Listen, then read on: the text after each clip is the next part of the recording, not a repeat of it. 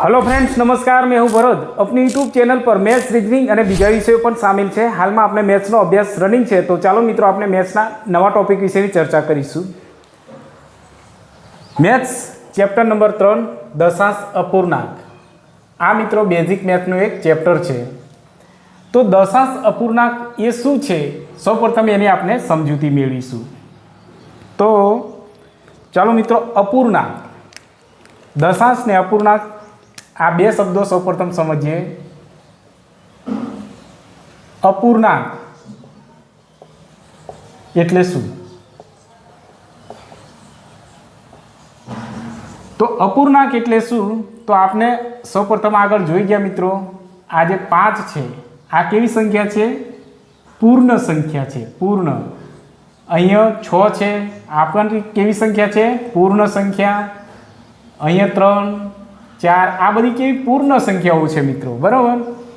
हवे आ बे संख्या वच्चे कोक संख्या छुपायेली छे, जेने आपने छेद अने अंश अने छेद स्वरूपे आपने दर्शावीए छीए। जो अहींया 3/4 आ रीतने आ अंश अने छेद स्वरूपे जे संख्या दर्शावीए छीए तेने आपने शुं कहीशुं? अपूर्णांक कहेवाय छे। आवी संख्याने अपूर्णांक कहेवाय। जे संख्या ने छेद अने अंश स्वरूपे दर्शावाय तेने शुं कहेवाय छे? अपूर्णांक।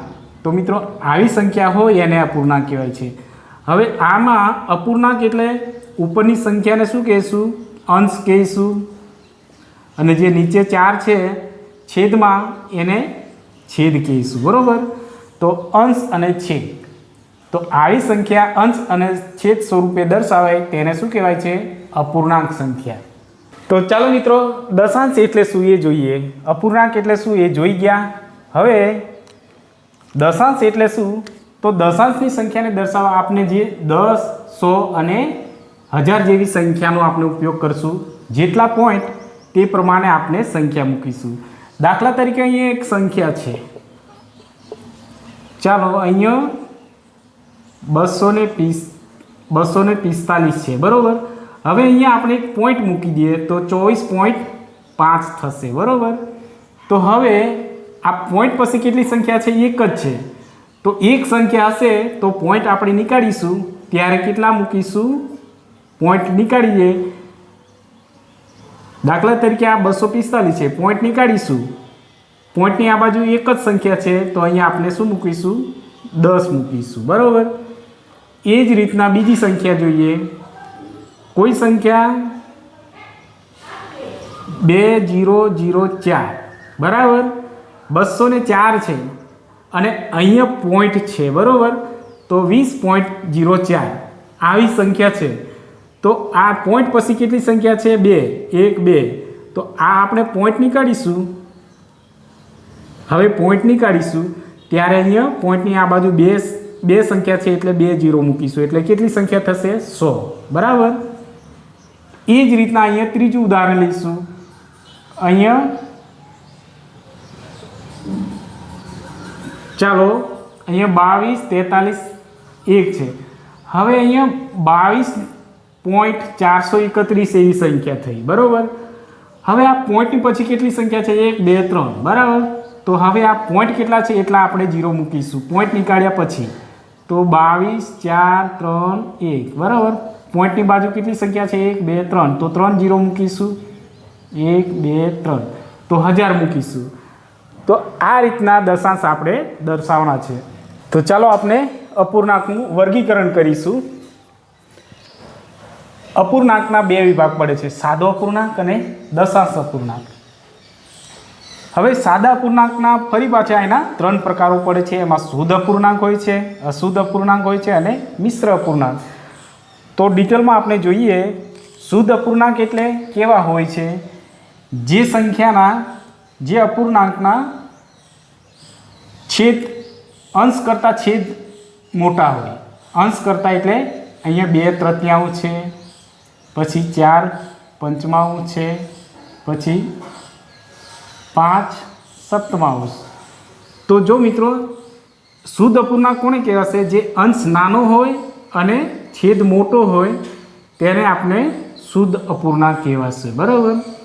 દરેકમાં છેદ મોટા છે અને અંશ નાના છે, તો આને શુદ્ધ અપૂર્ણાંક કહેવાય છે. એનાથી ઉલટું અશુદ્ધ અપૂર્ણાંક કોને કહેવાશે? તો અશુદ્ધમાં જો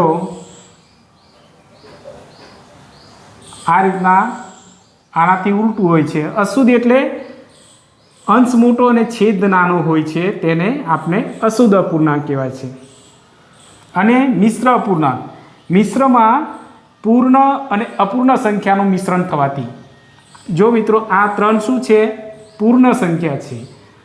અને પૂર્ણ પછી આ 5/4 આપણે લખીએ, આ અપૂર્ણ છે.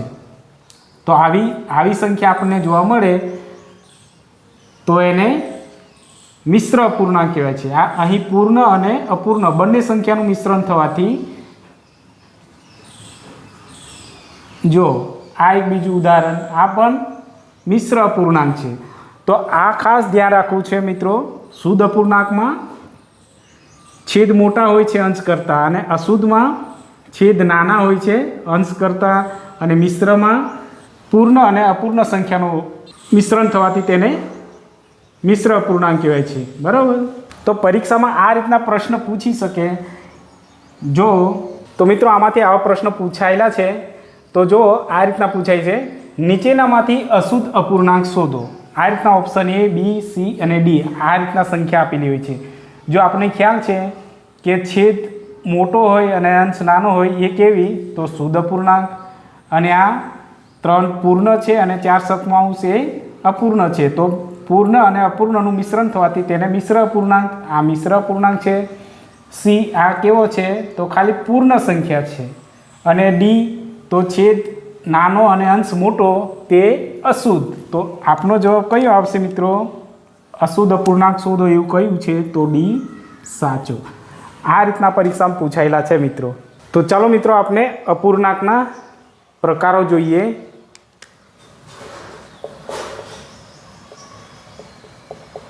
અપૂર્ણાંકના પ્રકારો.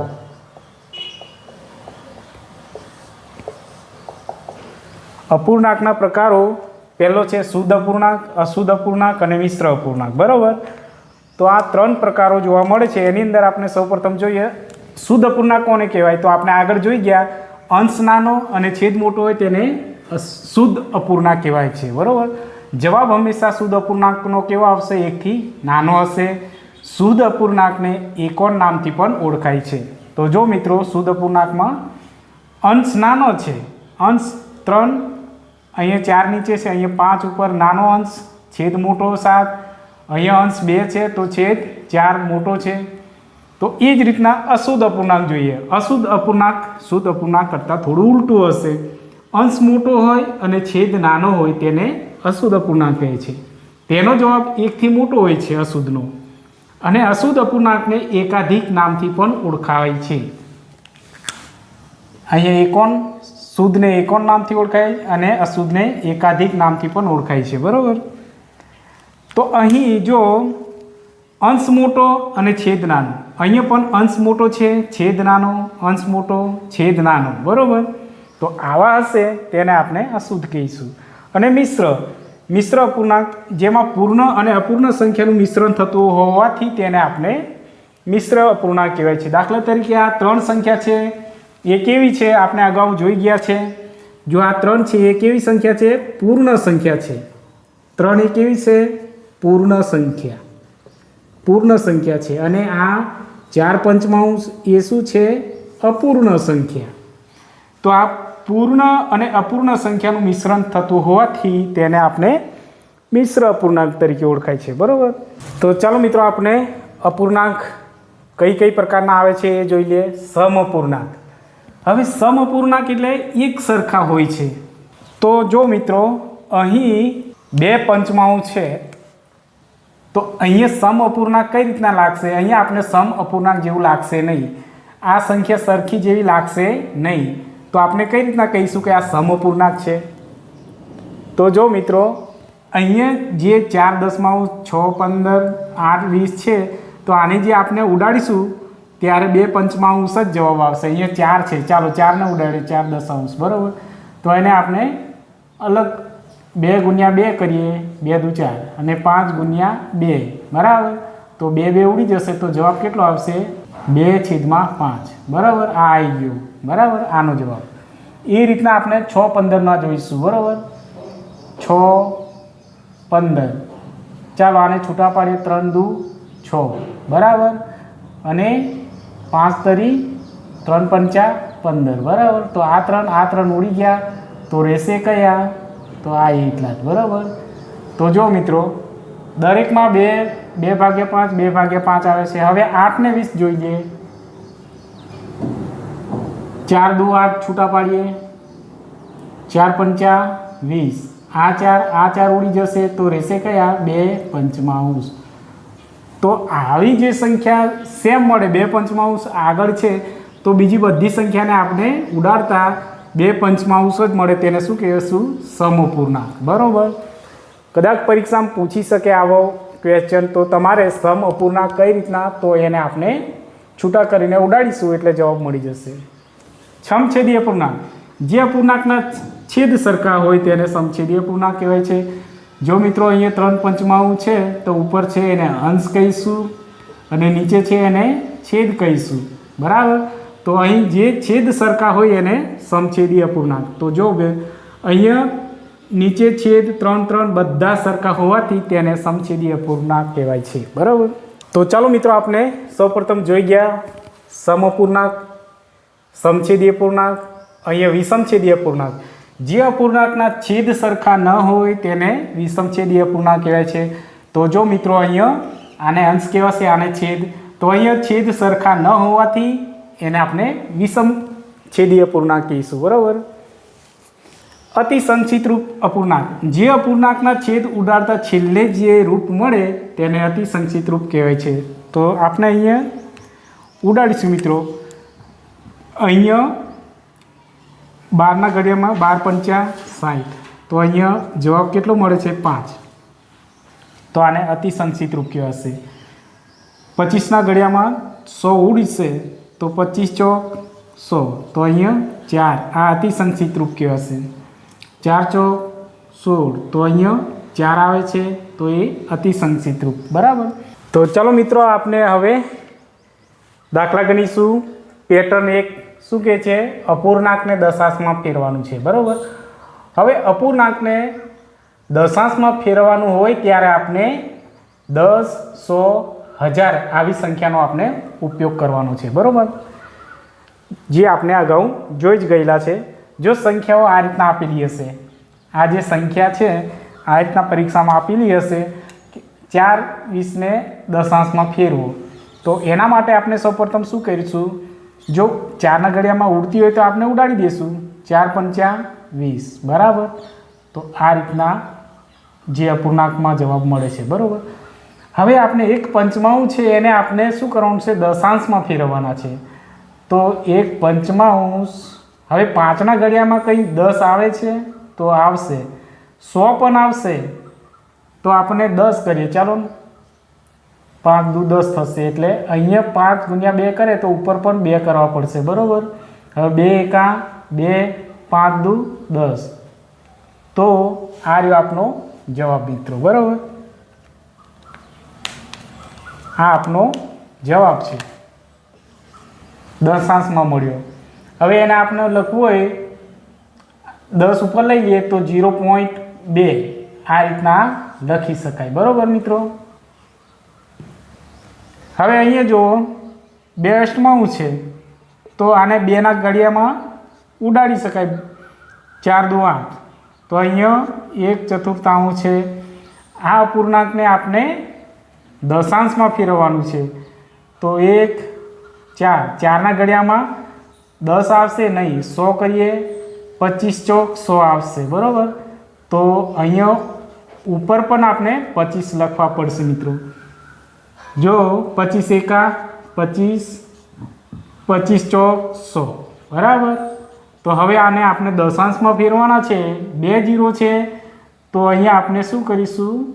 25 કરીને અહીંયા પોઈન્ટ કરીશું અને અહીંયા 0 કરીશું. 2 0 એટલે પોઈન્ટની બાજુ 2 અંક હોવા જોઈએ. અહીંયા 1 0 છે એટલે પોઈન્ટની બાજુ 1 અંક છે. તો અહીંયા 0.25 થશે, જે આપણે દશાંશમાં જવાબ મેળવ્યો છે. એ જ રીતના હવે આપણે છેલ્લે જોઈશું એક ઉદાહરણ. 5/4 છે, તો અહીંયા આપણે ઉડતા નહીં, તો એને એમને એમ જ રાખશું 5/4. હવે 4ના ઘડિયામાં કોઈ 100, 10 કે 1000 આવે છે, તો આવશે મિત્રો 25 ચોક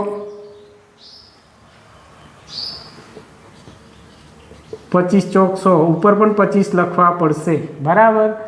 હવે અહીંયા 25 પંચા કેટલા થશે? તો 125 થશે. અને અહીંયા 25 ચોક 100. જો મિત્રો હવે આને આપણે દશાંશમાં ફેરવવાના છે. અહીંયા કેટલા? 2 0 છે, તો આપણે ઉપરની સંખ્યા 125 લખીશું, બરાબર. અહીંયા 2 0 છે એટલે પોઈન્ટની બાજુ 2 સંખ્યા, એટલે 1.25 જવાબ આવશે મિત્રો, બરાબર. આ રીતના અપૂર્ણાંકને આપણે દશાંશમાં ફેરવીએ ત્યારે આ રીતના ખાસ ધ્યાન રાખવાનું છે મિત્રો. પોઈન્ટ એટલે તમને ખબર જ છે, જો આવી સંખ્યા 1.2 હોય તો આપણે પોઈન્ટ નીકાળીશું 12, તો અહીંયા આપણે 10 આવશે.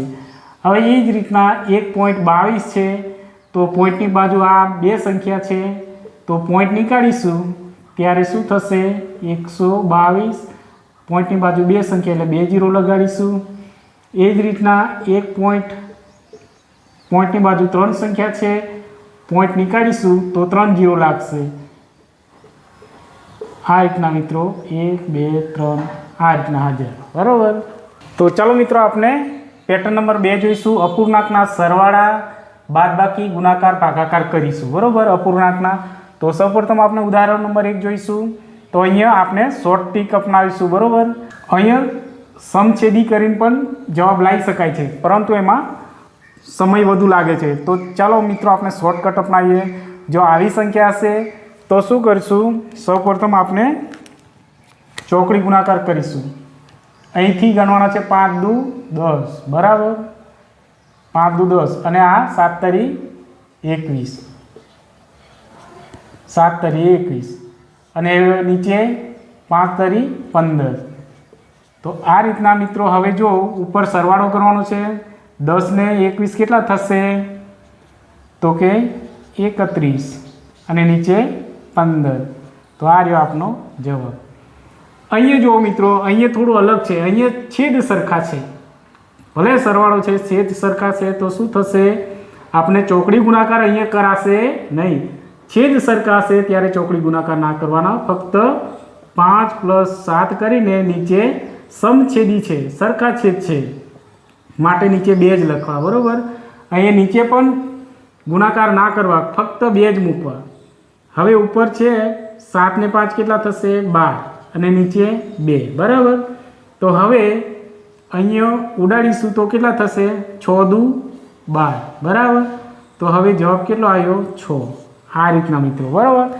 છેદ સરખા ના હોય તો જ ચોકડી ગુણાકાર કરવો, અને છેદ સરખા હોય તો ઉપરનો એટલો જ સરવાળો કરવો અને નીચે છેદ 2 સેમ છે તો 2 જ મૂકવા, બરાબર. તો ચાલો મિત્રો આપણે અહીંયા મિશ્ર અપૂર્ણાંક છે, તો આનો આપણે જોઈએ. સૌપ્રથમ શું કરીશું? આને અહીંયા ગુણાકાર થશે, અહીંયા પ્લસ 5 તરી 15, 15 ને 4 કેટલા થશે? 19, બરાબર. 19 પંચમાંશ પ્લસ અહીંયા ગુણાકાર, અહીંયા પ્લસ થશે.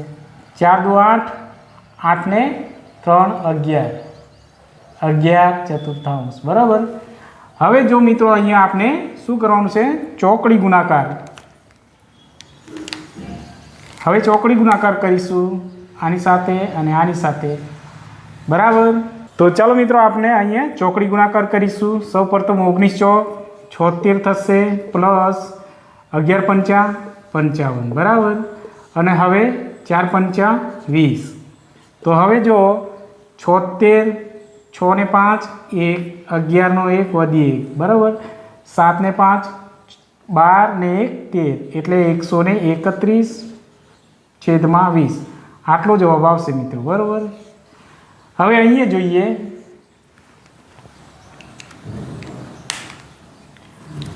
અહીંયા પણ મિશ્ર છે તો મિશ્રનું આપણે અહીંયા ગુણાકાર થશે, અહીંયા પ્લસ 20 દુ 40 ને 1 41, 41 દુત્યાંશ પ્લસ 3 ચતુર્થાંશ. ચાલો હવે અહીંયા ચોકડી ગુણાકાર કરીશું.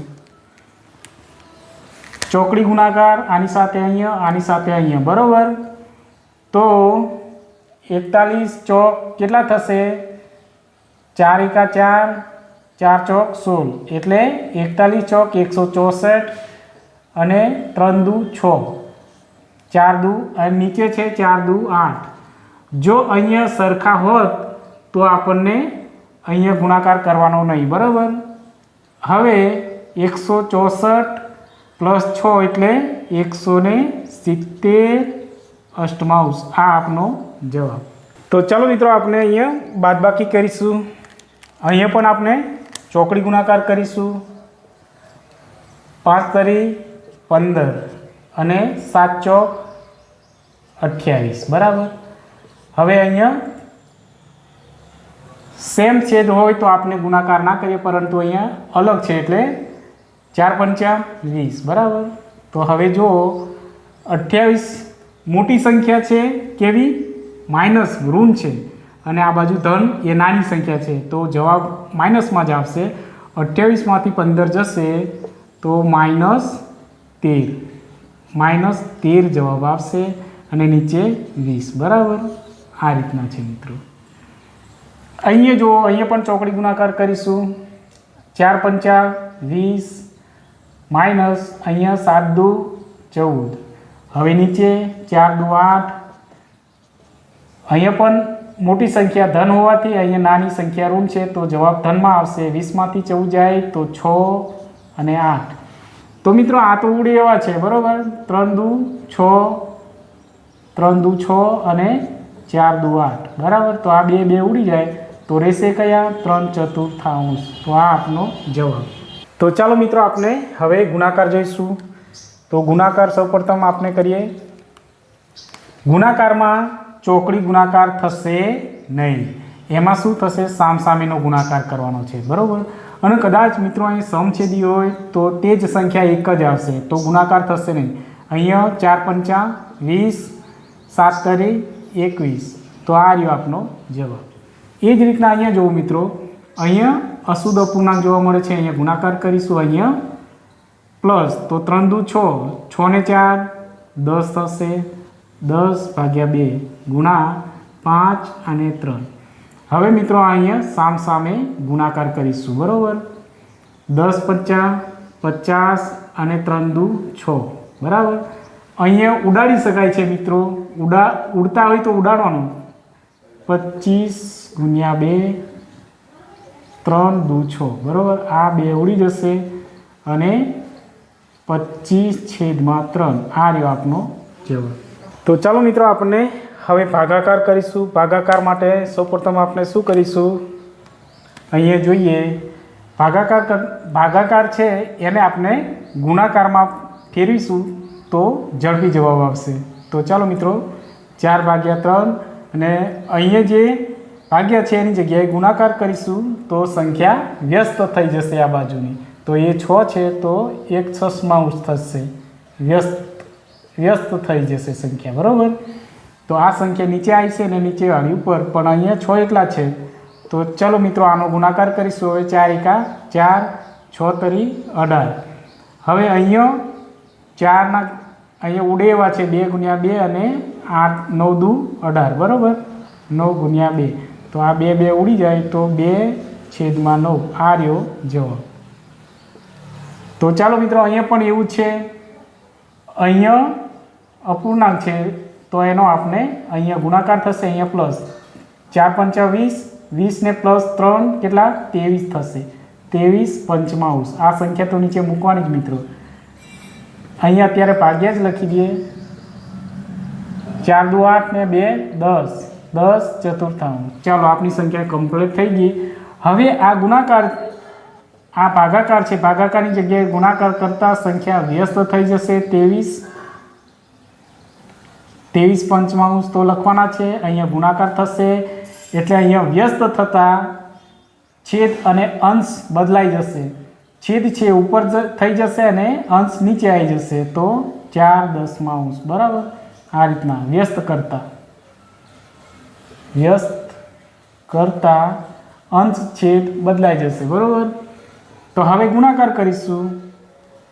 23 4 તરી 12 નો 2 વધી 1 4 2 8 ને 1 9 23 ચોક 92 10 50 50। તો આ રહ્યો આપનો જવાબ મિત્રો બરાબર। ભાગો હોય તો ભગાઈ છે મિત્રો બરાબર। જો અહીં 46 ગુણ્યા 2 46 દુ 92 થશે અને અહીંયા 25 ગુણ્યા 2 આ બે ઉડી જશે તો 46/25 આ આપનો જવાબ। તો ચાલો મિત્રો આપણે ભાગાકારનું એક ઉદાહરણ જોઈ લઈએ। જો આ રીતના જવાબ હોય તો આપણે ડાયરેક્ટ શું કરીશું, ડાયરેક્ટ ચોકડી ગુણાકાર ના થાય, સૌપ્રથમ આપણે આગળ વધીશું। ભાગાકારમાંથી ગુણાકાર કરવા માટે આ જે સંખ્યા છે એ વ્યસ્ત થઈ જશે બરાબર। એટલે છેદ અંશ બની જશે ને અંશ છેદ બની જશે। તો 3 છે એ ઉપર જશે ને 4 એ નીચે। ચોકડી ગુણાકાર ના થાય મિત્રો, ગુણાકારની અંદર ચોકડી ગુણાકાર ના થાય। અહીંયા 3 તરી 9 થશે અને 4 ચોક 16 થશે। તો અહીંયા ઉડશે નહીં મિત્રો બરાબર। તો આ જ રીતના આ રહ્યો આપનો જવાબ। તો ચાલો મિત્રો આપણે બેઝિક મેથ્સની અંદર દશાંશ અપૂર્ણાંકનો પહેલો ભાગ અહીંયા પૂરો કરીએ છીએ। હવે દશાંશ અપૂર્ણાંકનો ભાગ નંબર બીજાની અંદર આપણે 0.2 નું ઘન કેટલું થાય એ જોવાનું છે। ત્યારબાદ 3 પંચમાંશ અને 4 સપ્તમાંશમાંથી સૌથી મોટો અપૂર્ણાંક કયો છે એ પણ આપણે શીખવાનું છે। ત્યારબાદ 3 પંચમાંશ 4 ચતુર્થાંશ 3 અને 5 ચતુર્થાંશમાંથી નાનો અપૂર્ણાંક કયો એ પણ શોધતા શીખવાનું છે। ત્યારબાદ આ જે સંખ્યા છે, આટલી મોટી સંખ્યા છે એમાંથી આપણે ચડતા ક્રમમાં કઈ રીતના ગોઠવવાનું એ પણ શીખવાનું છે। આ પણ બહુ મોસ્ટ આઈએમપી પ્રશ્નો છે। તો મિત્રો ભાગ નંબર 2 પણ જોવા જરૂરી છે। અને જો મિત્રો અમારો વિડીયો તમને પસંદ આવે તો લાઇક અને શેર કરજો, તેમજ સબસ્ક્રાઈબ કરવાનું ભૂલતા ના મિત્રો। Thank you.